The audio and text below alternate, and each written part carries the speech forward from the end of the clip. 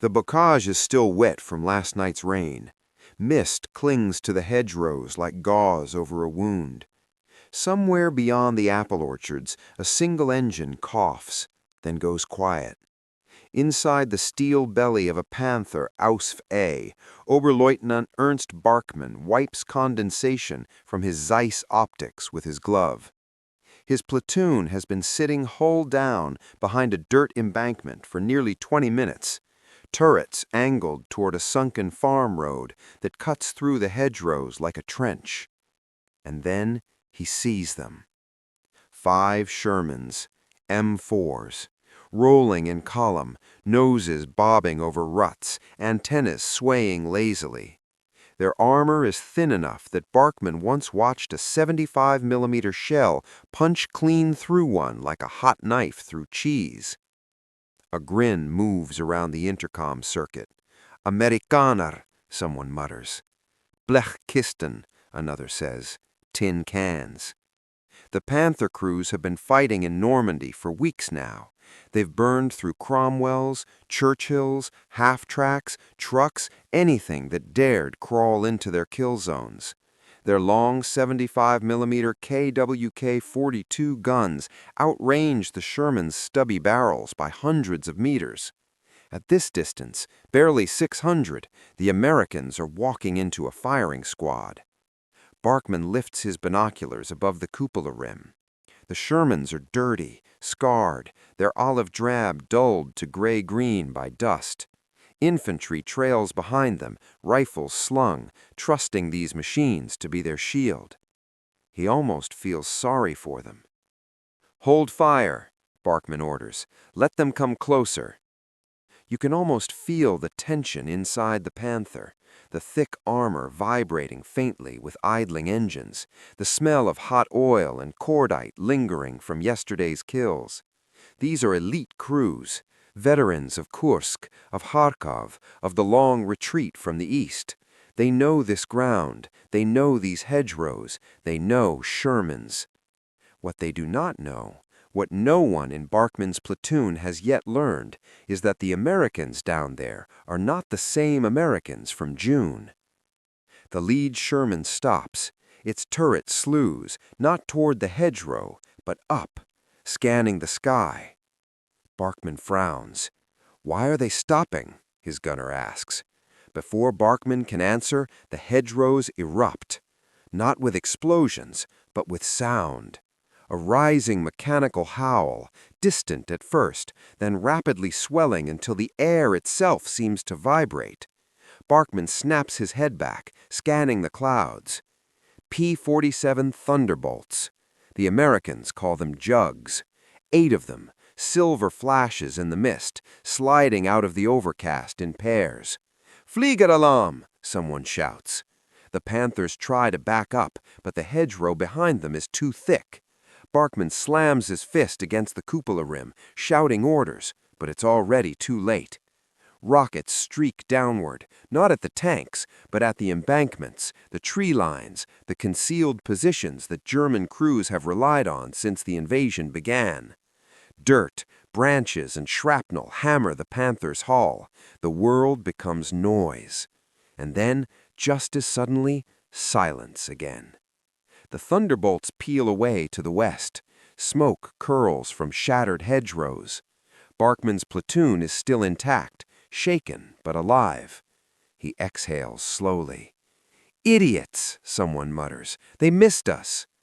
But Barkman is still staring at the Shermans. They are moving again.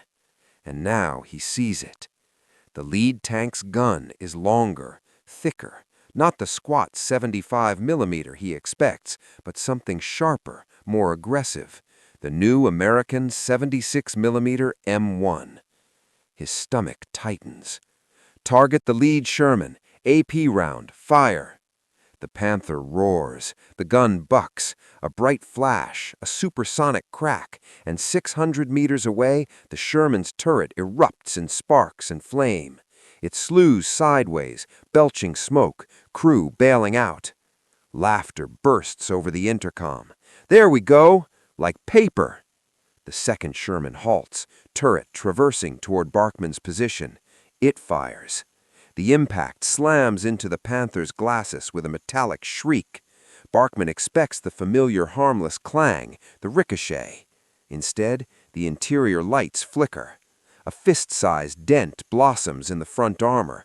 Spall rattles through the fighting compartment like gravel. The gunner stares at the hole wide-eyed. That was frontal. Barkman's throat grows dry. Load! Fire again! Another Panther fires. Another Sherman burns. But now the Americans are not charging blindly. They're spacing out, reversing, angling hulls, calling something in over the radio. The third Sherman fires. This time, the Panther to Barkman's right, Lieutenant Weber's tank, takes the hit. There is no ricochet. The HVAP round punches straight through the mantlet. Weber's Panther explodes from the inside, turret hatch blown open in a plume of orange flame and black smoke. The laughter on the intercom dies. No one speaks. Barkman watches the burning wreck through his optics, unable to process what he's seeing. A Sherman killing a Panther head on. It was supposed to be impossible. And as the surviving American tanks start creeping forward again, guns steady, radios crackling, thunderbolts already circling back for another pass, Barkman realizes something that will haunt him for the rest of the war. The rules have changed. Barkman is still staring at Weber's burning Panther when the radio crackles back to life. Enemy air returning. All units disperse immediately. Disperse. In the bocage, that word is a fantasy. The hedgerows are walls, ancient earthen fortresses tangled with roots thick as wrists. Panthers cannot simply reverse out of them. They're forced to inch forward into kill zones that American artillery observers and fighter bombers already have mapped to the meter. Another P-47 dives. The scream of its engine is not loud now. It is inside your skull. The rocket hits the hedge 50 meters left, showering Barkman's cupola with dirt and torn branches. He ducks back inside the turret. Engine forward, slow, 30 meters only. The Panther lurches ahead, treads chewing into mud. The driver curses as he wrestles the machine around a buried tree root. Barkman's gunner keeps the crosshairs trained on the hedgerow gap where the Shermans have vanished. He has killed Shermans for years. He knows how they die. Thin armor collapsing inward, ammunition racks cooking off, turrets jammed at grotesque angles. He knows how they fight, fast, reckless, brave to the point of stupidity. But these Shermans are different. They're not rushing, they are probing. One reverses behind a farmhouse wall, only its turret exposed. Another slides laterally into a gap blown open by the rockets. Infantry runs with them now, bazooka teams hugging the halls, officers waving radios in the air like talismans.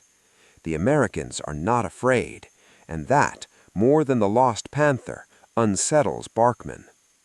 Target left tank, 500 meters. The gunner fires. The shell strikes the Sherman square on the turret face. The tank does not burn. It rocks back, stunned, then continues reversing into cover. Barkman feels something inside his chest go cold. That should have killed it. Inside Weber's destroyed Panther, the ammunition is still cooking off. Each internal explosion thumps through the hedgerow like distant thunder. Barkman forces himself to look away and focus on the tactical map spread across his knees. They are losing the initiative. This sector, this narrow dirt road flanked by chest-high hedges, is the spine of the German defensive line south of Saint-Lô. If the Americans punch through here, they open the corridor to the Vire River. They unhinge the entire Panzer-Lehr division. And they are punching through. The radio bursts again. American artillery incoming! Marked smoke on your position! Smoke. Barkman leans out of the cupola just in time to see it. A thin thread of white drifting down into the field behind them. An air observer's gift. A promise. Driver, full reverse, now! The Panther bucks backward, scraping steel against earth. Barkman's teeth rattle as the first shells land. Not near, On them. A geyser of dirt swallows the right side of the tank. The concussion slams Barkman against the turret rim, stars exploding in his vision. The intercom goes dead. They are being bracketed. He slams the emergency release and drops back inside, shouting orders by instinct. The loader fumbles a shell, hands slick with sweat. The gunner keeps the crosshairs trained on the hedgerow gap where the Shermans have vanished. And then one reappears. Not the old 75mm model. This one carries the long-barreled 76mm, muzzle brake visible even through smoke. It stops, takes its time. The turret steadies like a predator lowering its head. The gunner screams, "It's aiming at us!" Barkman does not answer. He is thinking of Kursk, of Russian T-34s flaring uselessly. Barkman drops from the turret into waist-high nettles, boots sinking into the mud as if the earth itself is trying to pull him down. The air is full of burned oil and crushed leaves, and that copper tang that always follows high explosives. Behind him, his Panther is still alive, not fighting, but dying. Smoke rolls from the driver's hatch. The engine screams without rhythm, like an animal caught in a trap. His crew spills out after him, loader first, then the gunner, eyes wide and empty. No one looks back. Another artillery salvo walks in from the west. The ground heaves. Somewhere a man is screaming for a medic, his voice already dissolving into the thunder. They sprint for a drainage ditch carved into the side of the road, diving into the murk as more shells tear the hedgerow apart. Barkman lands face first in cold water, helmet cracking against stone. He presses himself into the mud and finally dares to look. Across the field, the American Shermans are no longer cautious. They are advancing in pairs now, leapfrogging, one firing while the other moves. Infantry floods behind them, rifles up, machine guns hammering at anything that twitches. This is not the American army he met in Sicily. This is something sharper. Barkman crawls to the edge of the ditch and peers through broken branches.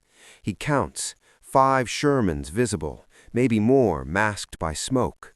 2 of them wear the longer guns.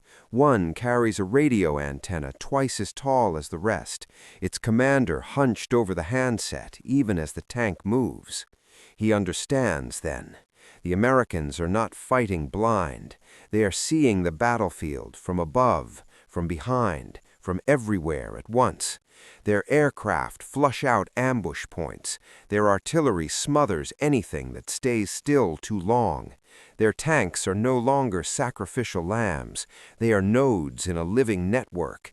And his Panthers are isolated organs being carved out one by one. "Herr Oberleutnant," the gunner whispers, still shaking, "we can't go back. They will kill us." Barkman wants to disagree. He wants to tell the boy that German armor is still superior, that this is just bad luck, bad terrain, a temporary setback.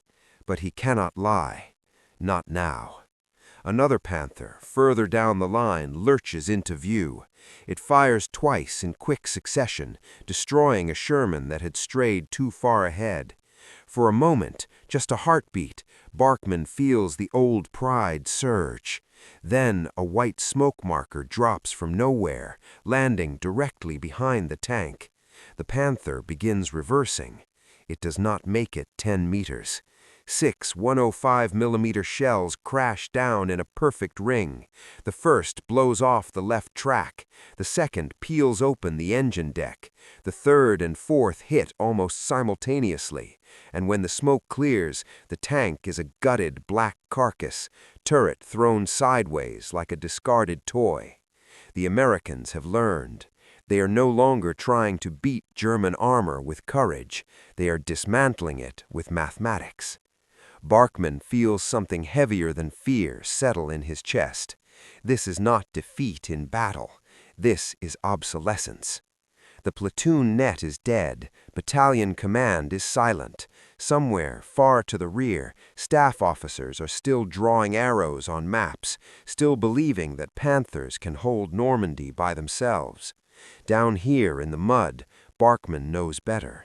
He gathers his surviving crew and motions them to crawl along the ditch, away from the road, toward a stand of trees the thunderbolts have not yet pulverized.